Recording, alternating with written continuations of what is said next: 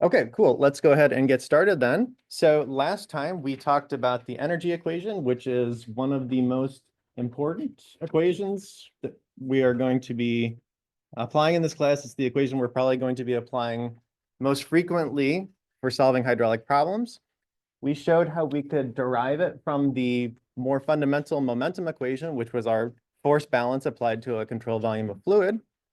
Specifically, if we consider steady state conditions, in other words, the time varying change in momentum is considered to be zero, we can arrive at the momentum equation by integrating our force balance from some upstream point x1 to some downstream point x2.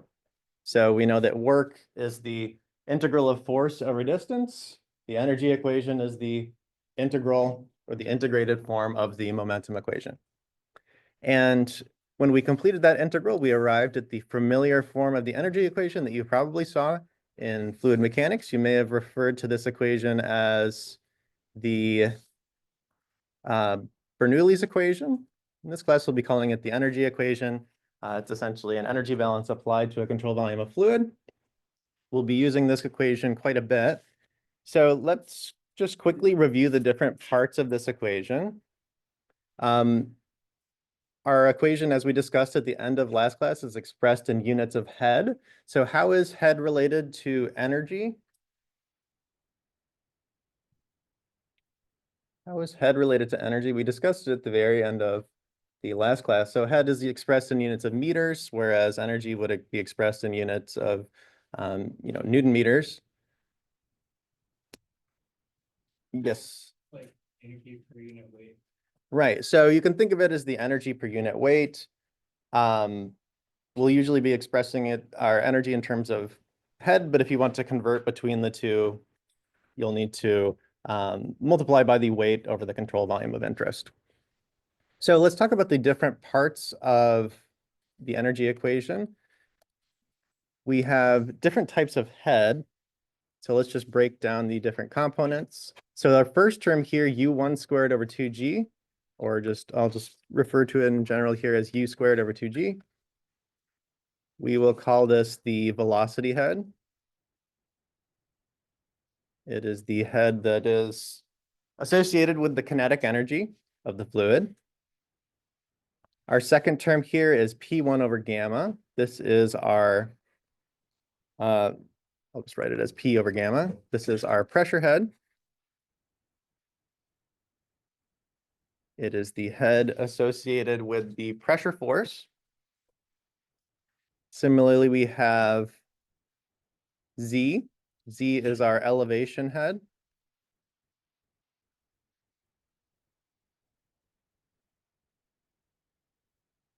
And if we add all three together, U squared over 2G plus P over gamma plus Z, we'll call this the total head. There's one other piece of terminology I want you to know. You may have covered this in fluid mechanics, but the sum of the pressure head and the elevation head together, does anyone know what this is sometimes called?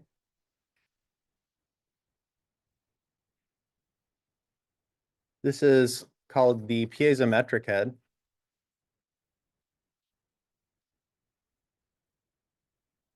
So it's basically the component of the head that is not associated with the kinetic energy. Any questions on these terms? You may hear slightly different terms used in other hydraulics classes, but these are pretty common ones. So if you think back to fluid mechanics, you may have covered a method to visualize these different types of head for a pipe or open channel system.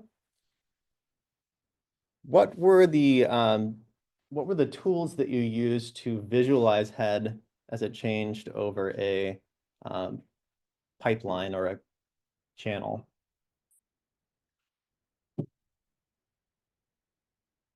There are a couple of, yes. Manometer can be used to measure the pressure or to measure the piezometric head. If you haven't covered this, so there's a couple of visualizations we can use to visualize the different types of head over a channel.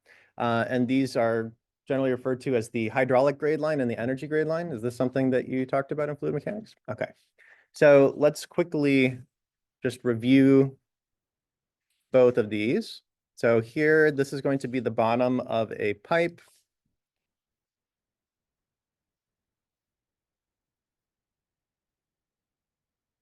Let's draw a pipe. This is going to be a pressurized pipe that's filled with water.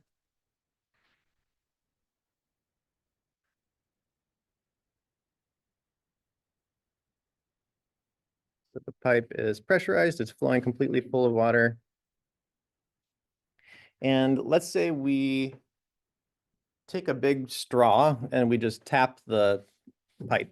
So we create an opening in the pipe where the water can flow to the free surface. So I'm going to create a tap in the pipe right here.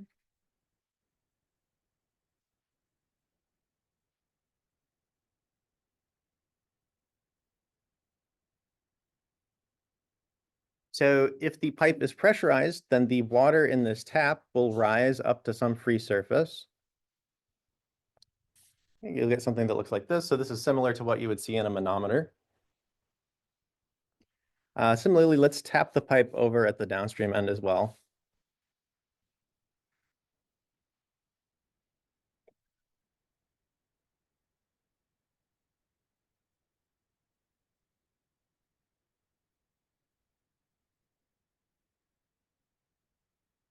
Tap the pipe at the downstream end, we'll also end up with a free surface. Let's just draw it right here. And let me draw some dimensions on here. So let's say our first tap is at some elevation Z1. This is at Z1 is the elevation. For consistency, this should actually be at the middle of the pipe. So let's say the elevation at the middle of the pipe, this is Z1. The elevation at the second tap is Z2.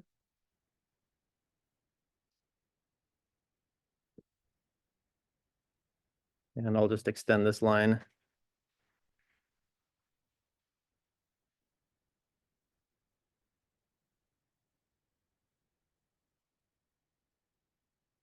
So this is 0.1, this is 0.2.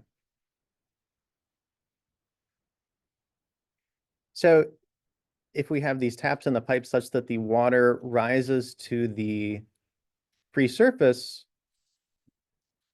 and we measure the distance between the center of the pipe and that free surface,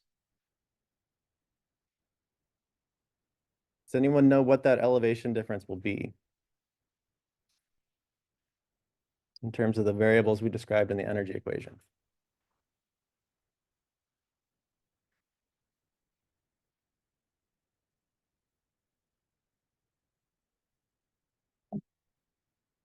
So the elevation to which the water will rise due to pressure, this will be the pressure head, P1 over gamma. Similarly, the difference in elevation here will be P2 over gamma. And if we take a line and we draw a line between the elevation where the water rises in this tap to the second location here, this will give us the hydraulic grade line, or HGL. So the hydraulic grade line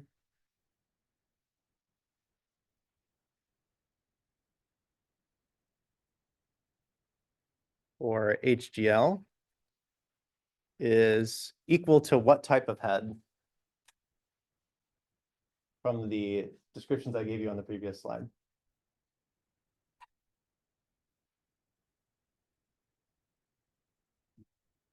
Piezometric, very good. So it's equal to Z, the elevation head, plus the pressure head, P over gamma. So that's the hydraulic grade line. For flow in an open channel, what is the hydraulic grade line equivalent to?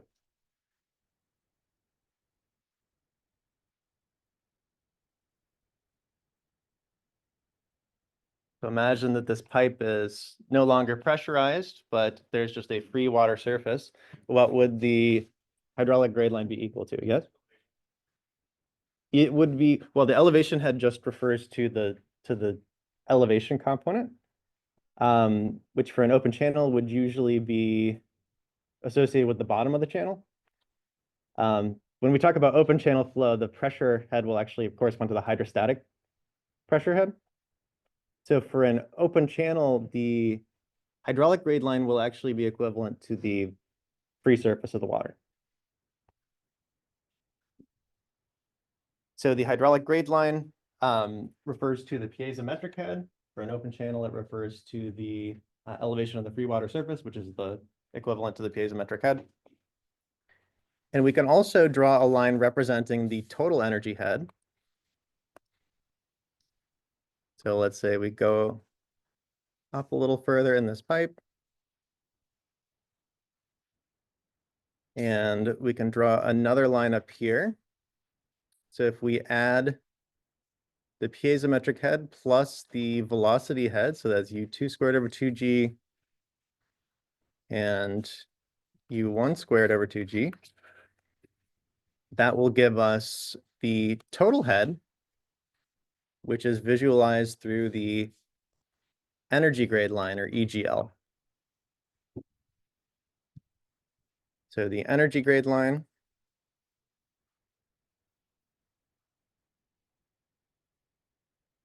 or EGL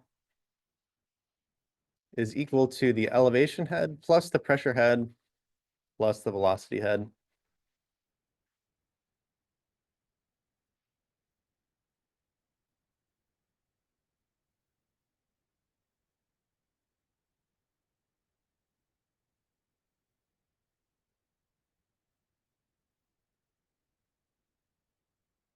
So we can actually measure the energy grade line directly as well if we use something like a Pitot tube. If, for instance, we have a tap that instead of coming into the top of the pipe, actually extends into the center of the pipe, and we measure the free surface like this, this would actually take us to the energy grade line. So the water surface for a Pitot tube would rise to the energy grade line. So it includes both the piezometric head associated with the elevation and pressure, as well as the velocity head. Yes. That because it's like in the middle of the pipe and it'll take in the velocity. Mm-hmm. That's exactly right. Okay. Any questions about hydraulic or energy grade line? Yes.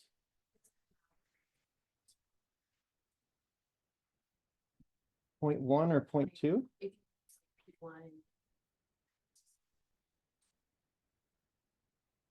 So for this case, it's arbitrary. I haven't put any kind of information about the hydraulics of the problem in here. Usually when you're looking at an energy balance, you'll be looking at the difference in energy between 2 points. Very rarely we'll be looking at head just at a single location. So in general, these properties can all change over a control volume, and we'll generally be looking at how they change over a given control volume. Other questions?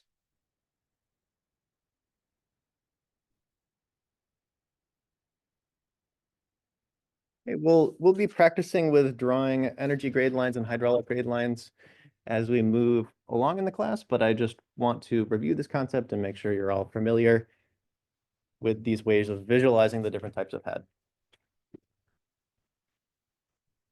All right, so let's go back.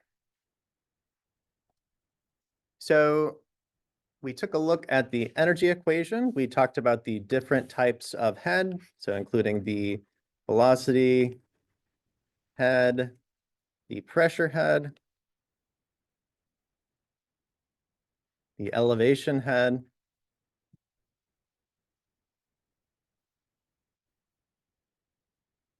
we also have this term within the energy equation for the head losses.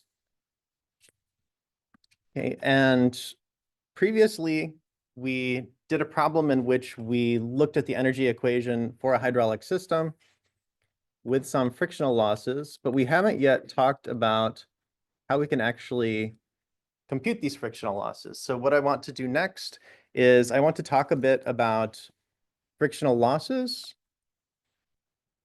So in today's lesson, we're going to be covering frictional head losses, how to compute them. Specifically, we're going to be looking at the Darcy-Weisbach model for frictional losses, which you may have looked at in fluid mechanics. We're going to give a conceptual overview of the Darcy-Weisbach model. To do that, we'll first also need to review turbulent versus laminar flow because it's going to affect how we compute frictional losses. And finally, we're going to specify a method for determining those friction losses using the Colebrook-White friction factor, which I'll get to at the end of class today, and that will require us to use Excel to solve. All right, are there any questions on where we're going before I begin? Okay, so first, let's talk a bit about frictional losses, and let's talk about where the Darcy-Weisbach formulation comes from.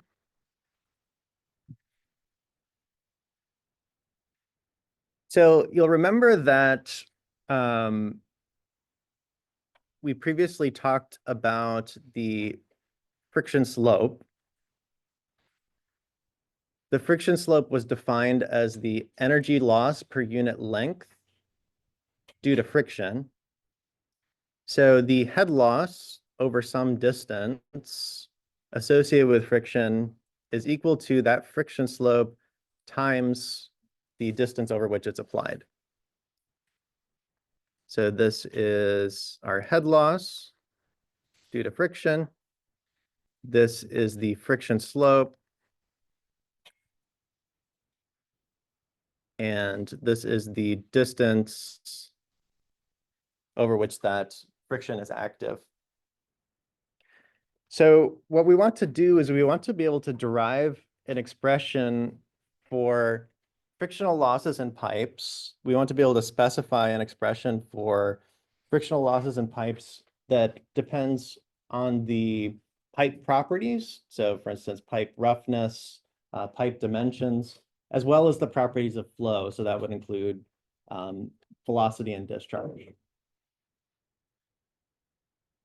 So let's go ahead and show how we can do that. So we have that the head loss is equal to the friction slope times some distance over which that friction is applied.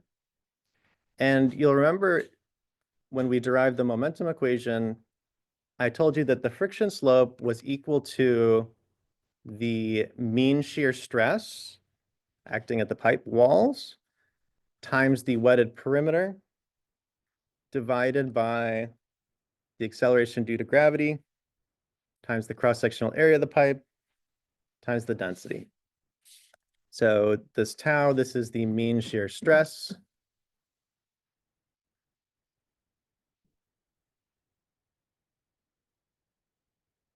This P is the wetted perimeter. In other words, this would be the circumference of the pipe. This G is the gravitational acceleration.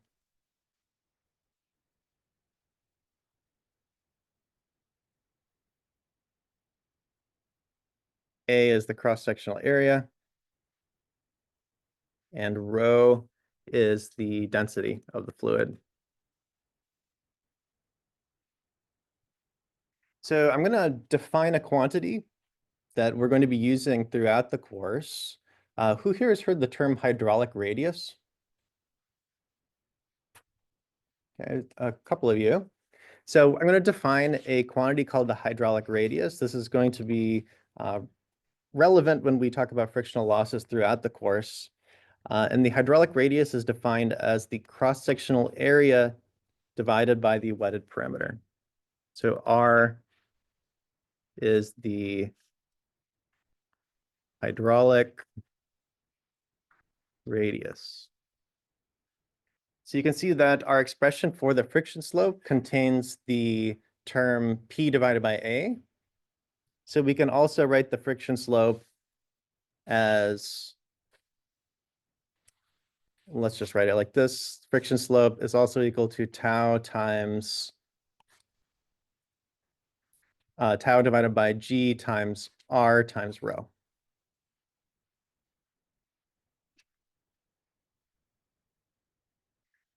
So let's go ahead and take this expression and rearrange it for the mean shear stress. So I want to isolate the mean shear stress on the left-hand side.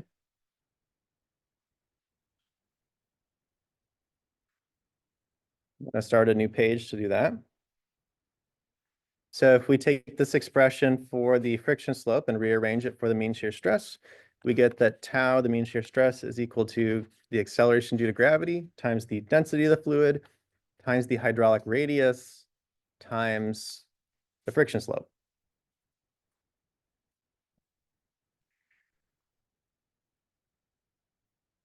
Okay, so there's another way that we can find the mean shear stress. You may remember back from physics, your first physics class, computing the drag on an object, and you may have used an expression known as Newton's drag law.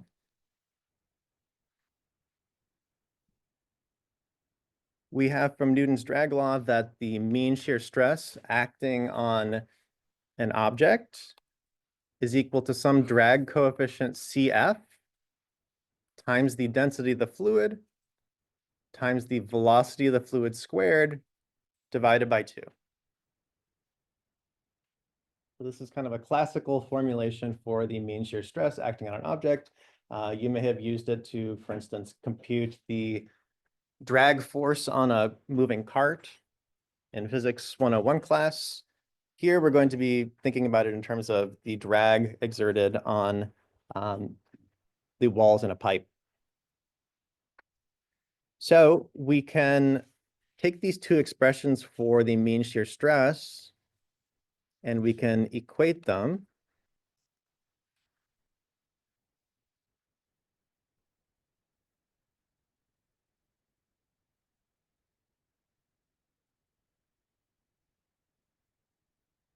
And what we get if we do that is the expression G times rho times R times the friction slope is equal to CF, the drag coefficient, times rho, the density, times U squared over 2.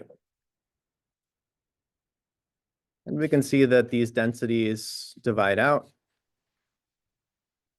So let's go ahead and rearrange this equation in terms of the friction slope. If we divide through by G and R, we get that the friction slope is equal to our drag coefficient CF times U squared divided by 2GR. And how can we compute the total head loss over some length of pipe if we have the friction slope?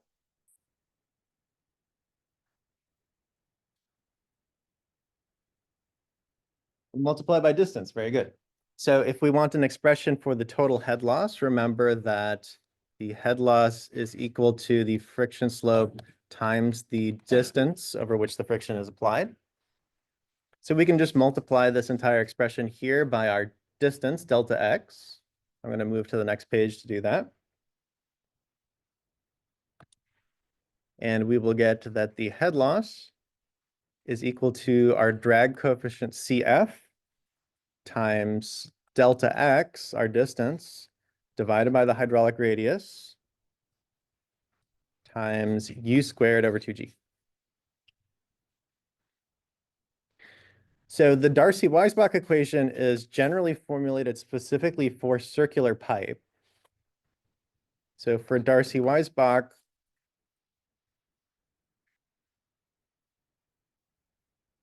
we're considering only circular pipe.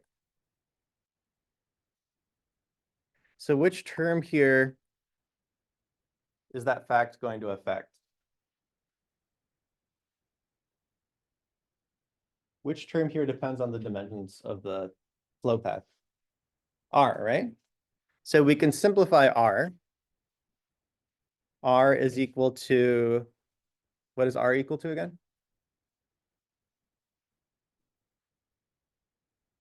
So Q over A would be the velocity. A over what? A over P, so it's the area divided by the wetted perimeter. And what is the area in this case, in terms of the diameter? Pi d squared over 4, very good. So pi over 4 times d squared. And what is the perimeter or circumference in terms of the diameter? Pi d, very good. Okay, so it'll be 2 pi r, which is equal to pi d. So if we simplify this expression, we see that the pi's divide out, the d squared becomes a d in the numerator, and we end up with our hydraulic radius is just equal to d divided by 4. So for Darcy-Weisbach, we end up with an expression for the head loss that looks like this. HL, the head loss, is equal to 4 times our drag coefficient times delta x divided by d times u squared over 2g. Now, as it's typically formulated, what we do is we take this expression for CF, this is just some coefficient, and we just call this whole thing F. So for CF, we say this is equal to some friction factor F. So this is an empirically determined parameter that relates to the material of the substance. If it's for laminar conditions, it just depends on the properties of the flow itself. But we just take this 4CF and we group it together into one coefficient F. And if we do that, we get our final form for the Darcy-Weisbach model of frictional losses.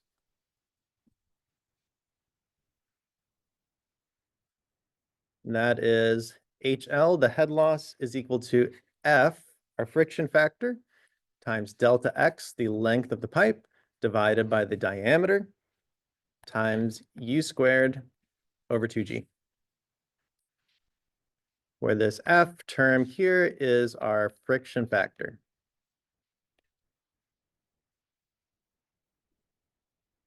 So this is where Darcy-Weisbach comes from.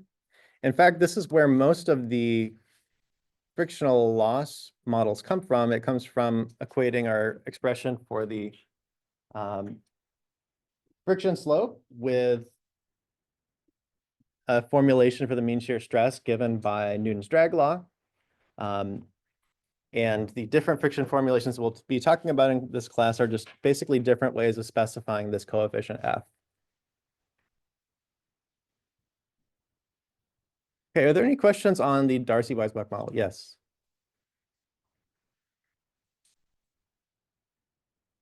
Yes, so when we simplify it to include over D, that only works for circular pipe.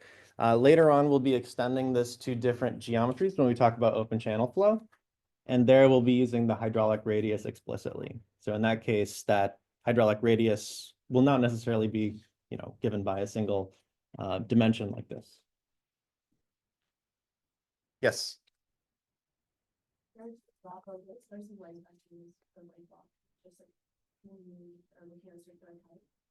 So Darcy-Weisbach, this is a formula for computing the frictional head losses in a pressurized pipe. It's just the name of the equation. So I'll say this is the Darcy-Weisbach model for frictional head losses.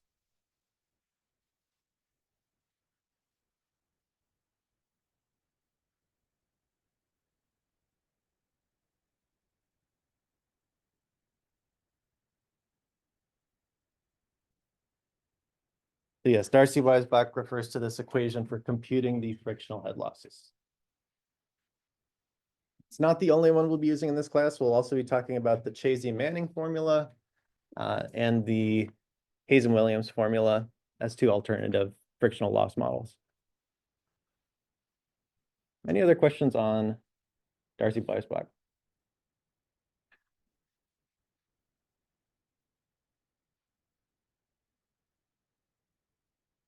Okay, so before we can apply Darcy-Weisbach, we have to come up with a way of specifying this friction factor. And before we can do that, we have to review a little bit about turbulent versus laminar flow, because it turns out the friction factor and how to compute it will depend on whether our flow is turbulent or laminar. So let's very quickly review turbulent and laminar flow. I know this is something that you looked at in fluid mechanics. So our friction factor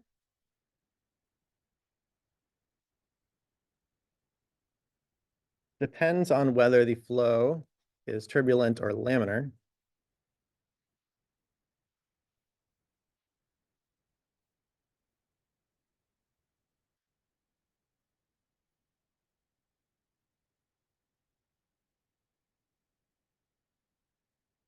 So let's just quickly review the differences between turbulent and laminar flow.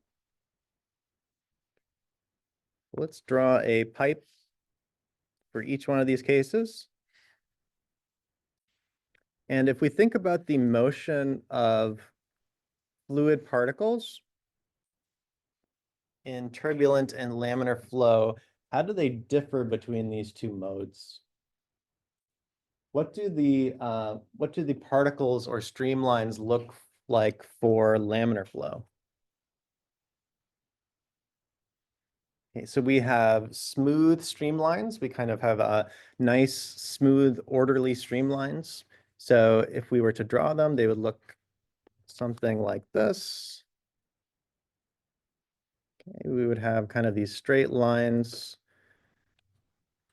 And you can think of the fluid as basically moving in layers that slide by one each other. So these layers that you can think of as kind of lamella that move in an orderly fashion. The streamlines are nice and smooth. So I'll write nice, smooth streamlines.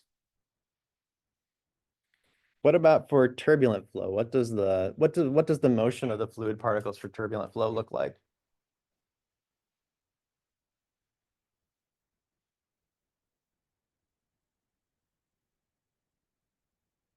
Like, yeah, particles flying all over the place.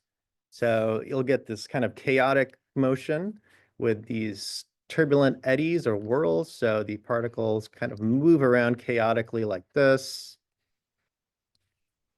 If you've ever seen a wind tunnel, you might see particles or tracers that look like this. So the particles move chaotically.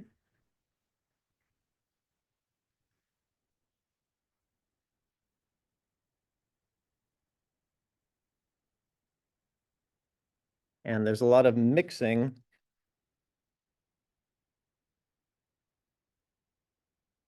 Okay, if we were to draw what the velocity profiles look like, how would they differ between the turbulent and laminar case? So let's take a look at velocity profiles. Let's say we have turbulent and laminar flow.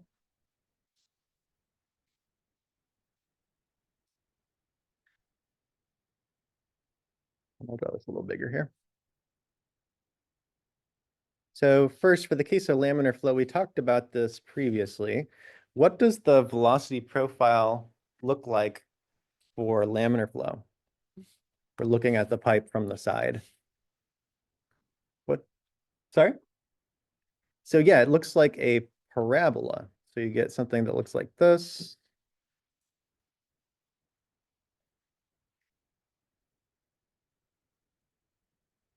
Okay, at the center, you will have your maximum velocity.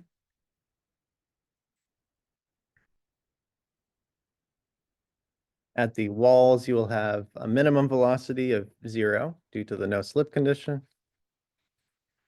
And you'll kind of have a parabolically increasing velocity profile as you move towards the center of the pipe. What about for turbulent flow? Does anyone remember what the velocity profile looks like for turbulent flow? Does anyone remember the name for the velocity profile? So this is a parabolic velocity profile for laminar flow.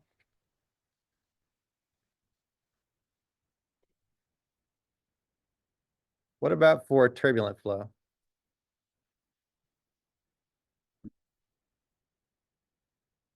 I don't remember the name for the velocity profile for turbulent flow.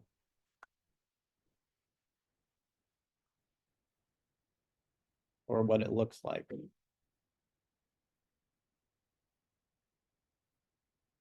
I hear something? Logarithmic, very good. So you'll have what's called a logarithmic velocity profile. And basically, due to all of the mixing in turbulent flow, you'll have all of the velocities mixed together. So you get a much flatter velocity profile. It'll look something like this.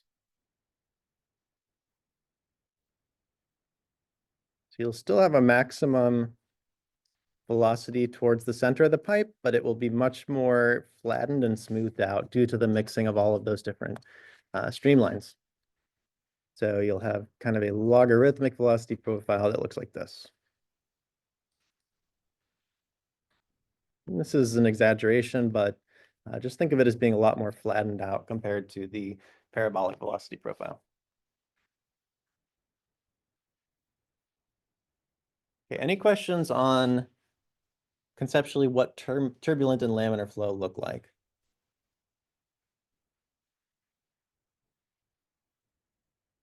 All right, and how did we characterize whether flow was turbulent or laminar? What quantitative tool did we use? Yes. Reynolds number, very good. So which type of flow had a high Reynolds number? Had a large Reynolds number. Turbulent. So the turbulent flow has a large Reynolds number.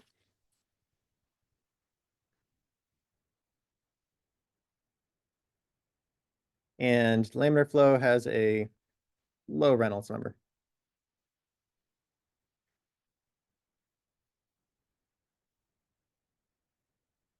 So let's quickly review the definition of the Reynolds number.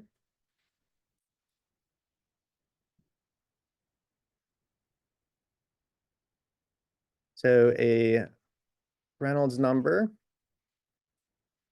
for circular pipe is given by the following equation. So this is for circular pipe.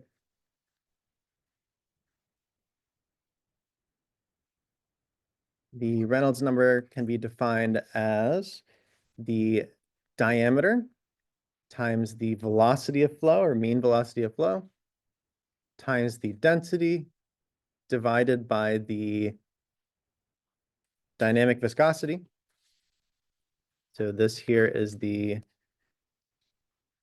Reynolds number. D is the diameter.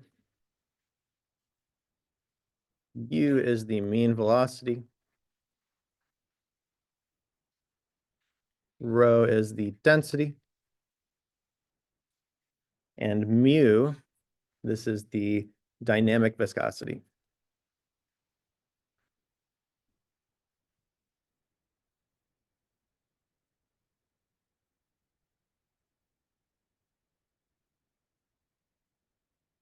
So what you can think of is the Reynolds number is essentially a ratio of the inertial forces to the viscous forces. So it's a ratio of the essentially the momentum of the fluid compared to the viscous forces acting on that fluid. And it's defined in terms of the diameter. velocity, and the fluid properties such as the density and dynamic viscosity.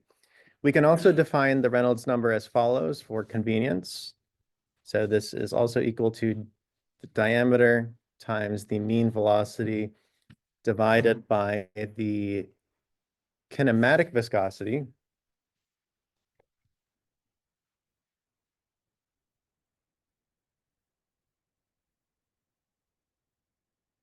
where the kinematic viscosity denoted by the Greek letter nu is just equal to the dynamic viscosity divided by the density. So I'm mostly going to be using dynamic viscosity in class just because it is less easily confused with other letters. But note that it's sometimes more convenient to use the kinematic viscosity because it's often tabulated for you. And it eliminates an extra step in solving these problems. Right, any questions on the definition of the Reynolds number? Yes, There's no units. that is correct. So the Reynolds number is unitless. Good point.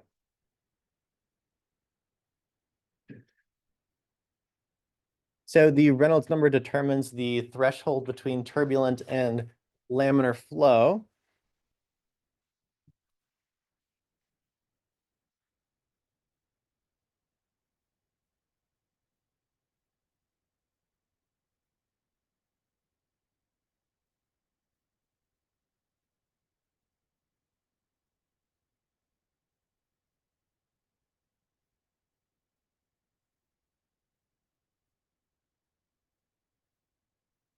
Determines the threshold between turbulent and laminar flow.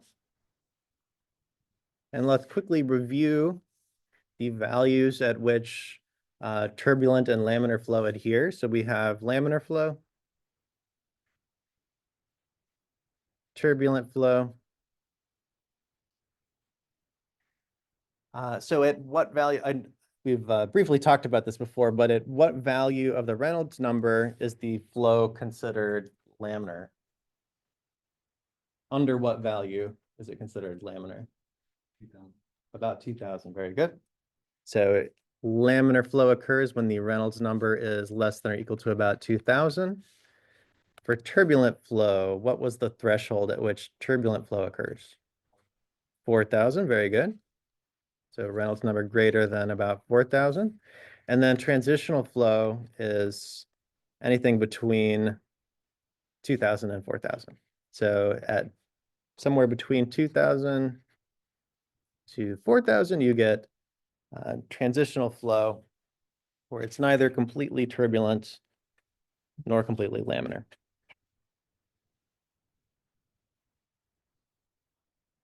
Right, so these are all topics that you covered in fluid mechanics.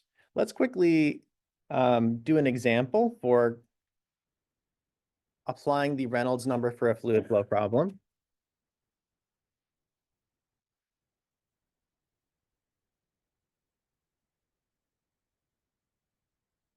So let's say we have a 40 millimeter diameter pipe.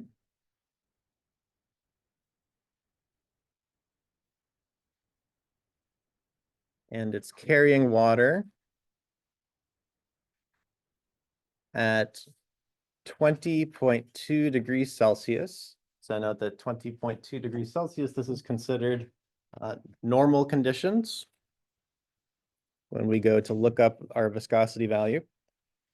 So a 40 millimeter diameter pipe is carrying water at 20.2 degrees Celsius. What I want to do is calculate the largest flow rate for which laminar flow can be expected.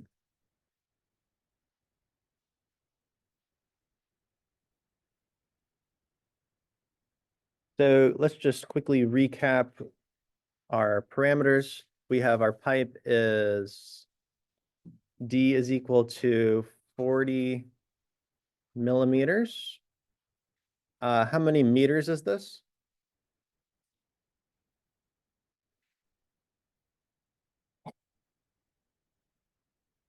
0.04 meters. Okay, so remember, when we're using our expression for the Reynolds number, we'll want to be consistent with our units. We want to make sure that the Reynolds number ends up unitless. Okay, and what's going to be our general approach for this problem?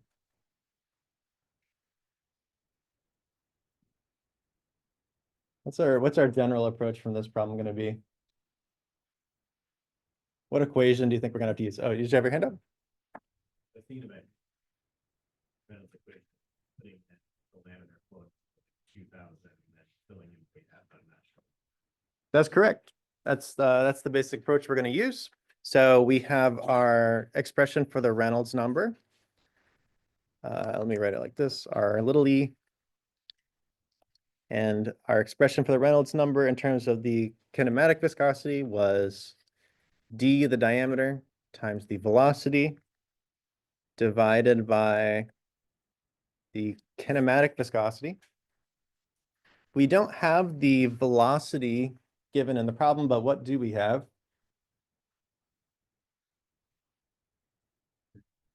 We have the diameter and we want to compute the flow rate. So we know that the flow rate is equal to the velocity times the cross-sectional area. Similarly, the mean velocity is equal to the flow rate divided by the cross-sectional area. So we can substitute this expression in for u, and we'll get that the Reynolds number is equal to d times q divided by a times the kinematic viscosity.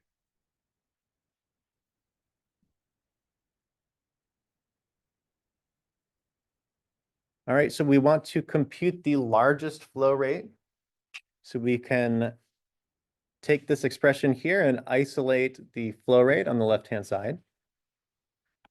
We rearrange this equation. We get that Q, the flow rate, is equal to the Reynolds number times the cross-sectional area times the kinematic viscosity divided by the diameter. And let's go ahead and start substituting values. So for the Reynolds number, what value do we want to use here to determine the largest flow rate for which laminar flow can be expected? 2000, very good. So this will give us our upper limit. For the area, we can apply the formula for the area of a circle. So we have pi over 4 times the diameter, which is 0.04 meters squared. For the diameter in the denominator, we can just use our 0.04 meters. And what about for this term here? How do we compute the kinematic viscosity? Is this something that you did before? How do we compute the kinematic viscosity? Or how do we find the kinematic viscosity?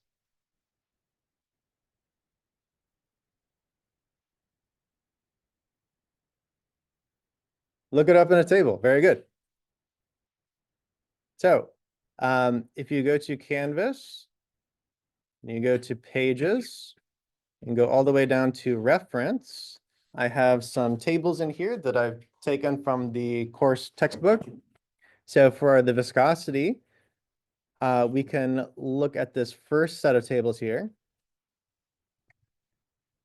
So the first page here gives viscosity under standard and normal conditions. Oops.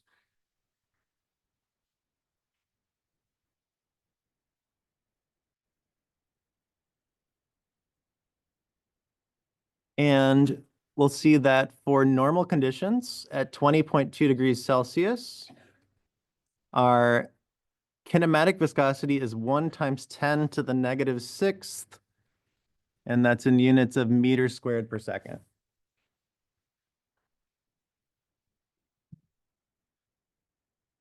So for our temperature value, 20.2 degrees Celsius, we have a kinematic viscosity of 1 times 10 to the negative 6th.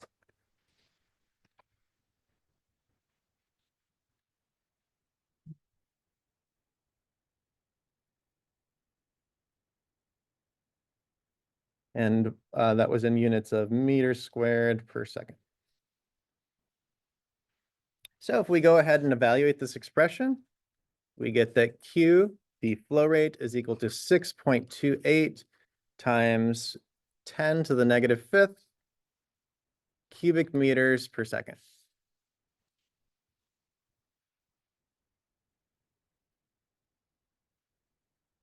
So that is the maximum flow rate at which laminar flow can be expected.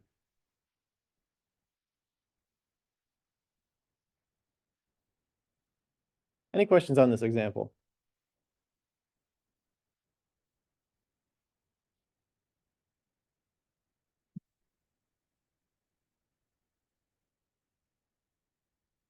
All right. So when we started this tangent on laminar versus turbulent flow, we were trying to come up with an expression for this friction factor. I told you that the friction factor, the method for computing it, depends on whether we're talking about laminar or turbulent flow.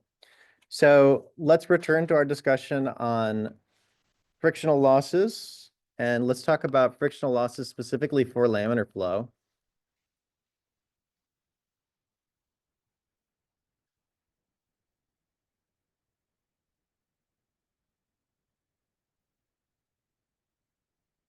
So from our Darcy-Weisbach model, we have that the head loss is equal to the friction factor F times the distance delta X divided by D times U squared over 2G.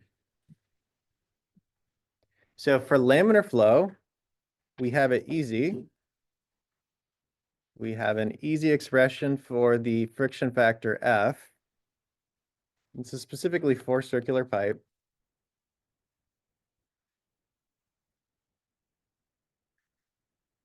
But if we have laminar flow, then it turns out the friction factor is just equal to 64 divided by the Reynolds number. There's a derivation in the book for where this expression for the friction factor comes from, but it basically comes from applying a force balance to a cylindrical pipe under static equilibrium and assuming that the velocity profile is parabolic. From that, you can generate this expression for the friction factor. So for laminar flow, we have an easy expression for the friction factor. It's just a function of the Reynolds number. So one interesting thing about this formulation for the friction factor, we have that the Reynolds number, again, is equal to the diameter times the velocity times the density divided by the dynamic viscosity. So it depends on the friction factor depends on the geometry of the pipe. It depends on the properties of the fluid, so its density and viscosity. And it depends on the velocity of the flow. What doesn't it depend on that you might think a friction factor would depend on?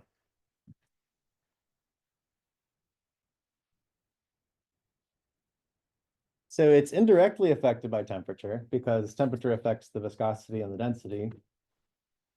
If you're thinking about frictional losses in pipes, what does it not depend on that you might expect it to depend on? The roughness of the pipe. So for laminar flow, the frictional losses do not depend on the roughness of the pipe walls themselves.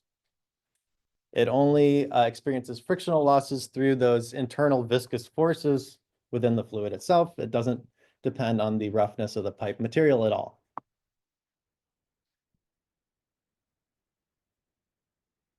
So any questions on frictional losses for laminar flow? Let's move on to frictional losses for turbulent flow.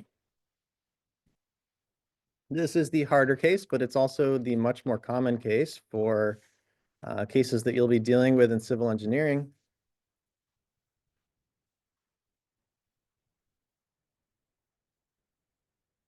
So frictional losses for turbulent flow. Turbulence is not a phenomena that is very well understood. So most of the formulations for frictional losses are at least somewhat empirical. One of the most popular and widely used formulations for frictional losses in turbulent flow is given by the so-called Colebrook-White equation. This was developed back in the early 20th century based on experiments. And it gives the following expression for the frictional factor F. From the Colebrook-White equation, we have that 1 over the square root of the friction factor F is equal to -2 times the base 10 log of the following quantity, E divided by D, where E here is the roughness height of the pipe material, D is the pipe diameter. So we have E over D, all divided by 3.7 plus 2.51 divided by the Reynolds number times the square root of the friction factor. So again, this F here, this is the friction factor. E is the roughness height that depends on the pipe material. D is the diameter of the pipe. And RE, this is the Reynolds number.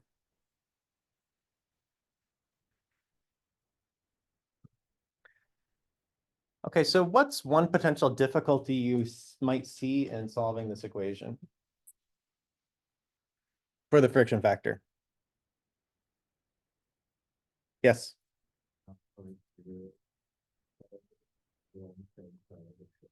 Yeah, so it is not possible to isolate the friction factor on one side. This is an implicit nonlinear equation, so we're going to have to solve it iteratively. And you'll be doing this pretty extensively in this course. A lot of the problems that we'll be doing will be solved in this way. And this is a good starting point to introduce you to that idea.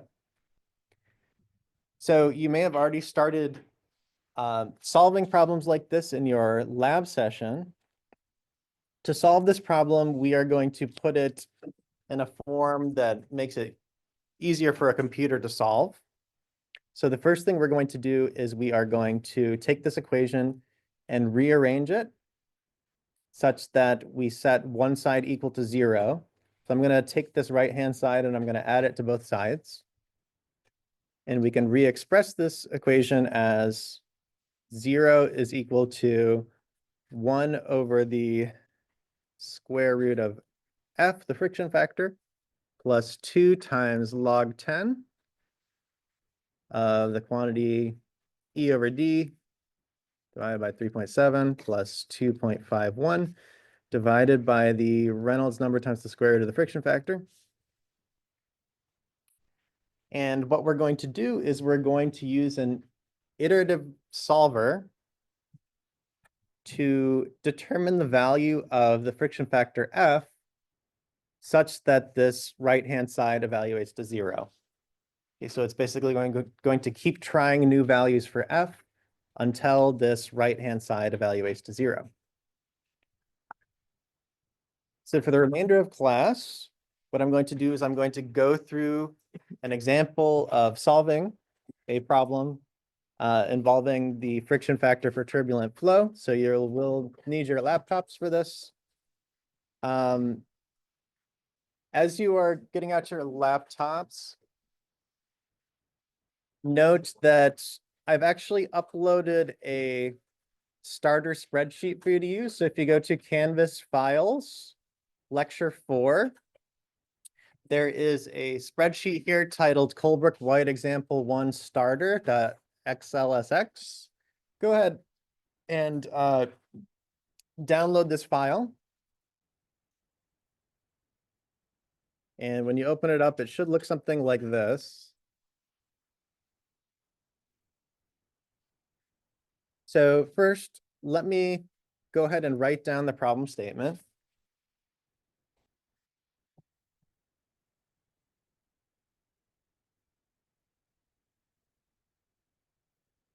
So we're going to consider a 4-meter diameter pipe. So it's a 4-meter diameter riveted steel pipe.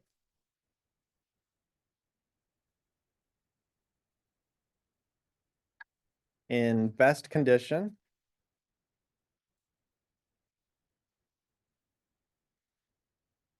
Carrying Q equals 100 cubic meters per second of flow.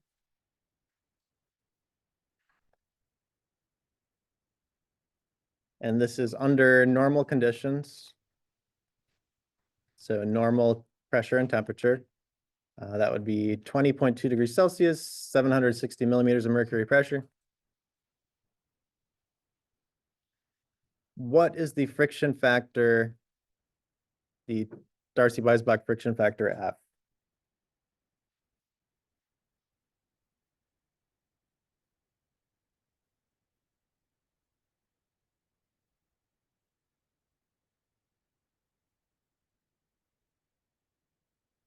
So before we start this problem, let's go ahead and just write down all the parameters we're going to need.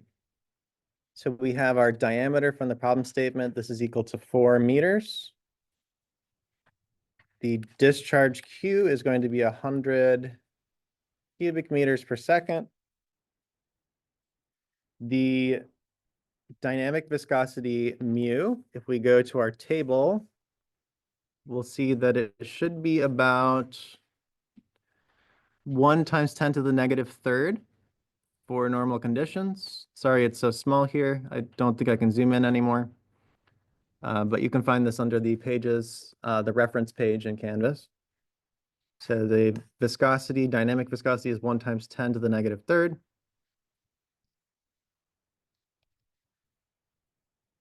And this is in Newton seconds per meter squared. The density, if we look at this table, is given by 998 kilograms per cubic meter.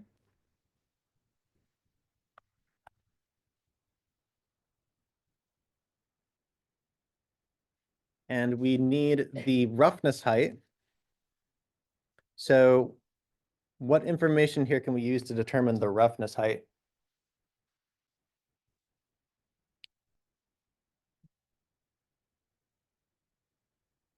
Yeah, so we get some hint about the material of the pipe. So we know that it's a riveted steel pipe in best condition. So under the references page in Canvas, there's also a table of roughness heights, table 3.1. And let's take a look here. So the first column is roughness height in millimeters. The second column is roughness height in feet. If we go down to here, we see we have riveted steel, and the range of roughness heights ranges from about 0.9 to 9 millimeters. So for a pipe in best condition, I'll use the smallest value for this range, so about 0.9 millimeters. Right here. So our roughness height will be 0.9 millimeters. We're going to want to convert this to meters, so we'll divide by 1,000. So this will be 0.9 times 10 to the negative third meters.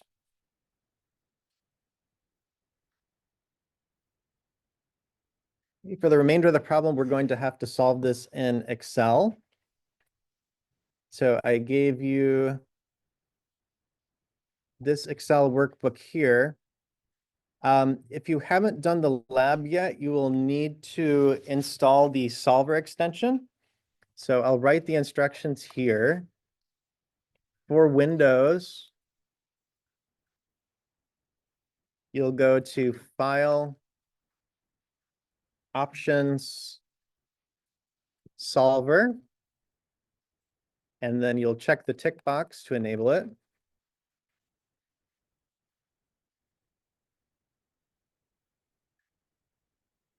For Mac, you'll need to go to Tools, Add-ins, and check the tick box to enable.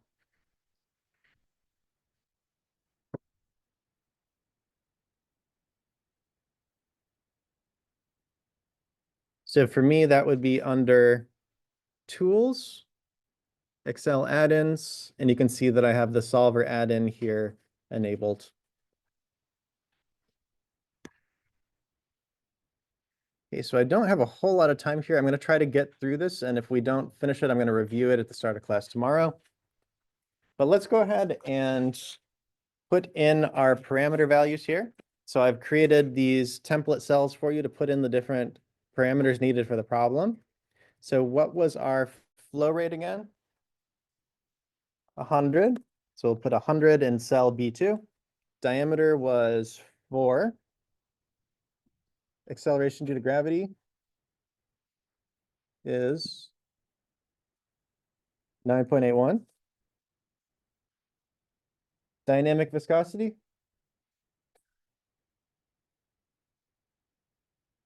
Yeah, so we can just type in 1e negative 3. It'll give us 1 times 10 to the negative third. Our roughness height was equal to 0.9 divided by 1,000 because we're converting it to meters. Oh, sorry, that's, oh yeah, that's roughness height, sorry. Pi. So we can just type in 3.14159. And the density was 998 kilograms per cubic meter. So I've also created some cells below for your convenience. We can use these cells to pre-compute the variables that we're going to need for the Colebrook-White equation. So we have the roughness height divided by the diameter. To compute that, we can take our cell for the roughness height, which is cell B6, divided by the diameter, which is cell B3. For the cross-sectional area, we can take pi, which is cell B7, divided by 4 times the diameter squared. So that's cell B3 squared. So let me go ahead and paste these formulas over to the right so that you can see them.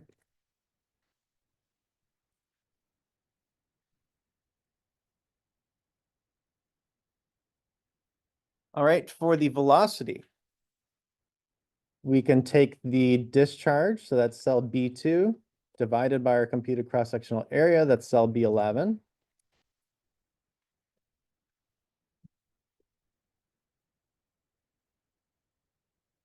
And for the Reynolds number, we have d times u times rho divided by the dynamic viscosity. So that's going to be cell B3 times B12, the velocity, times B8, the density, divided by B5, the viscosity. So that is our Reynolds number. Is this flow going to be turbulent or laminar? What is this number here? This is about 31 million, 32 million. So this is going to be turbulent. This is greater than 4,000.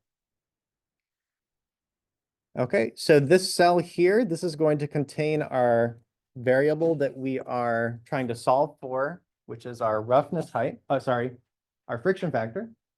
I'm going to start with an initial guess of 0.1 for our friction factor.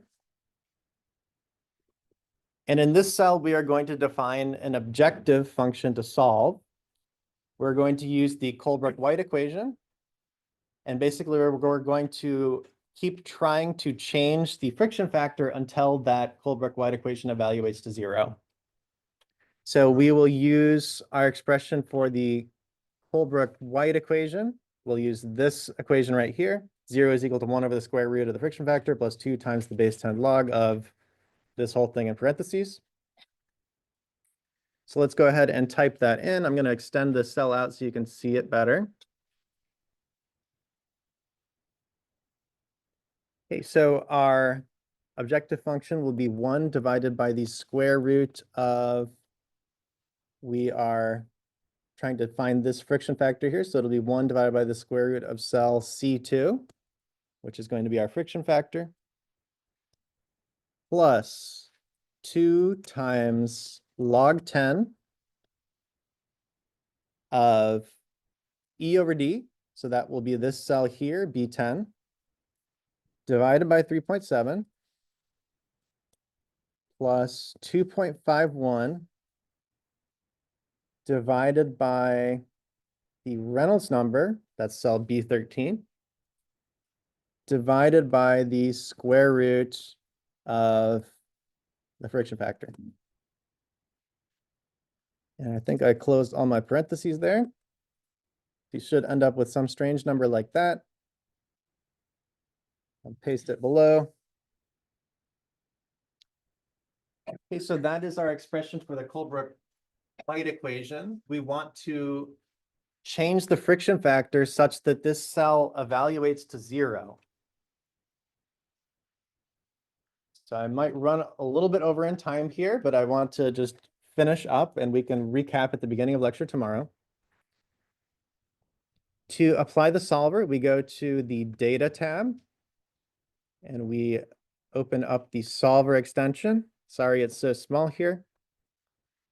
For the objective, we're going to set it to cell D2. So that's our objective function that we are trying to set to 0. We're going to make sure that it sets it to a value of 0. So make sure that this option here is checked by changing variable cells C2. So we're going to be changing this friction factor until that objective function converges to 0.